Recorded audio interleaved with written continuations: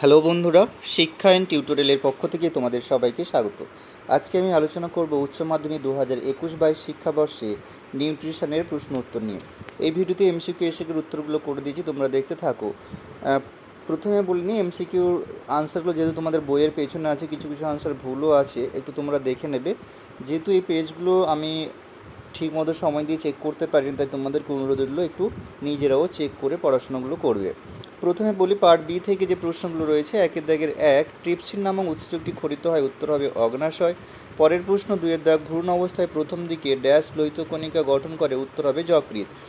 পরের প্রশ্ন আছে প্রাণীদেহে নাইট্রোজেন সরবরাহকারী খাদ্যটি হলো, উত্তর হচ্ছে প্রোটিন। 4-এর দাগ, গ্লাইকোজেন বিশ্লিষ্ট হয়ে কিসে পরিণত হয়, উত্তর হবে গ্লুকোজ।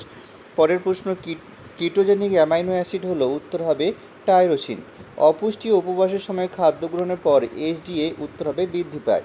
পরের প্রশ্ন 7-এর দাগ, দেহের ক্ষেত্রফলের সাথে বিএমআর এর সম্পর্ক কীরকম, উত্তর হবে সমানুপাতিক।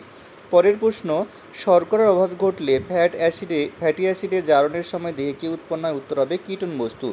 পরের প্রশ্ন পিআইএইচ দেখা যায় কোন ভিটামিনের অভাবে, উত্তর হবে এ ভিটামিনের অভাবে।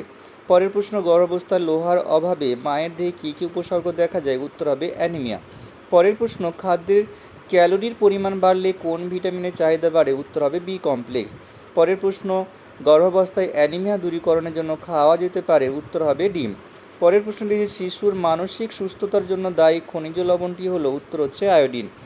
তার পরের প্রশ্ন উদরাময়ের ফলে শিশুদের দেহে ড্যাশ ঘটে, উত্তর হবে জলাভাব ঘটে। 15 দাগের প্রশ্ন দিয়েছে ছোলার পুষ্টিমূল্য কিভাবে বাড়ানো যায়, উত্তর হবে অঙ্কুরিত করে। পরের প্রশ্ন আছে খোসা শুদ্ধ তিলদানায় কোন খনিজ লবণ বেশি থাকে, উত্তর হবে ক্যালসিয়াম। 17 দাগের প্রশ্ন দিয়েছে কোয়াশিয়কর প্রতিরোধের জন্য শিশুকে যে খাদ্য দেওয়া হয় তা হলো প্রোটিন।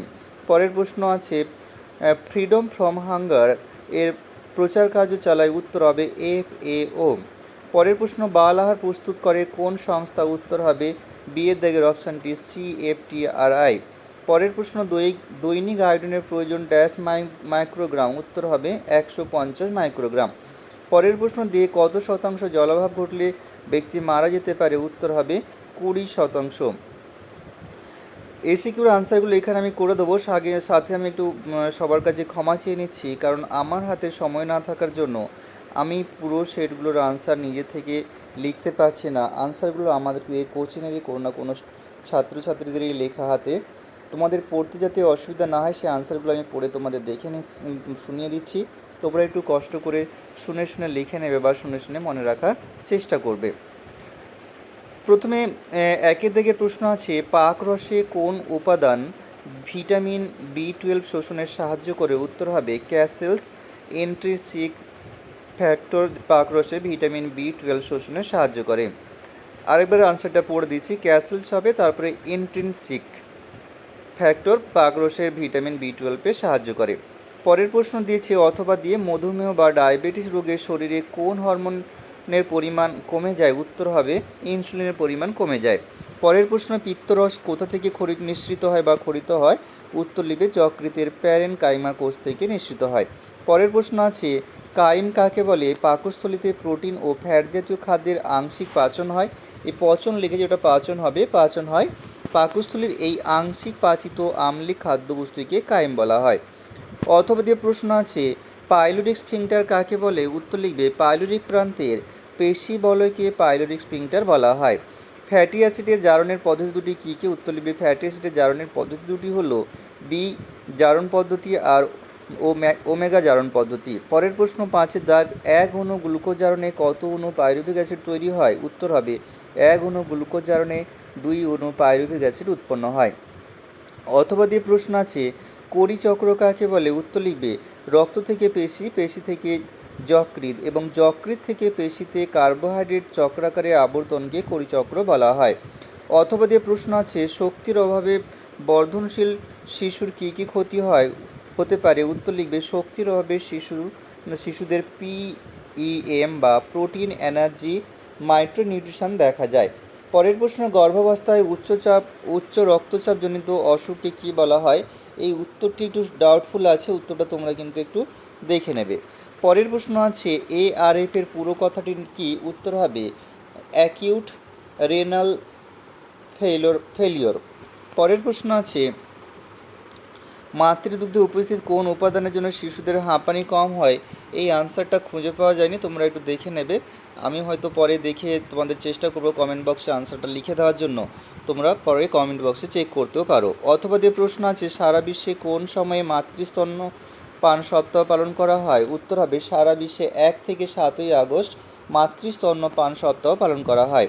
পরের প্রশ্ন, তোলা খাবার খেয়ে শিশুকে মাতৃদুগ্ধ ছেড়ে অন্য খাদ্য অভ্যস্ত করার প্রক্রিয়াকে বলা হয় বদলি খাদ্যাভ্যাস, আর যে খাদ্যগুলি দেওয়া হয় তাকে বলা হয় তোলা খাবার।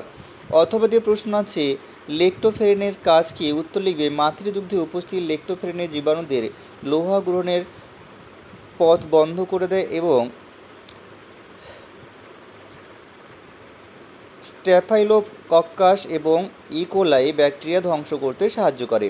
পরের প্রশ্ন দিয়েছে, শিশুর জিওআর সমস্যা কি? লিখবে শিশুর আন্তরিক গোলযোগ ও পরিপাকতন্ত্রের সমস্যা হলে শিশুর খাওয়ার পরে বা খেতে খেতে বমি করে এবং শিশুটি বুকে জ্বালা অনুভব করে। অথবা দিয়ে প্রশ্ন আছে, পাইওরিয়া কি? উত্তর লিখবে পাইওরিয়া হলো এক প্রকার জীবাণুঘটিত দন্তরোগ। এই রোগ হলে দাঁতের গোড়া থেকে দাঁতের গোড়া থেকে পুঁজ নির্গত হয়। এই দন্ত কথাটা লিখবে না। কোন ভিটামিনের অভাবে পেলেগ্রা হয়? নিয়াসিনের অভাবে পেলেগ্রা হয়।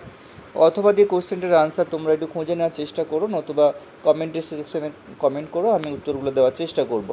পরের প্রশ্ন 13 দাও, ভিটামিন ডি এর অভাবে কোন খনিজ লবণের শোষণ লিখবে ব্যাহত হয়। ভিটামিন ডি এর অভাবে ক্যালসিয়াম ও ফসফরাসের শোষণ ব্যাহত হয়। অথবা দিয়ে প্রশ্ন আছে, সিডিপিও এর পুরো নাম কি? সিডিপিও এর পুরো নাম হচ্ছে চাইল্ড ডেভেলপমেন্ট প্রজেক্ট অফিসার। পরের প্রশ্ন আছে, আইসিএমআর এর দুটি কাজ লেখো। উত্তর লিখবে পুষ্টি সংক্রান্ত বিভিন্ন কর্মসূচি বা পরিকল্পনা গ্রহণ করতে ভারত সরকারকে সাহায্য করা। আর 2 নম্বরে লিখবে চিকিৎসা বিষয়ে বিভিন্ন গবেষণা করা ও দেশবাসীর উন্নততর চিকিৎসা প্রদান করা হচ্ছে আইসিএমআর দুটি কাজ। এখানেই ভিডিওটি শেষ করব। পরের ভিডিওতে দেখা হবে। তোমাদের পরীক্ষার জন্য সময় ভীষণ কম আছে। তোমাদের পরীক্ষার আগাম শুভেচ্ছা রইল। সবাই মন দিয়ে পড়াশোনা করো, সুস্থ থেকো, ভালো থেকো।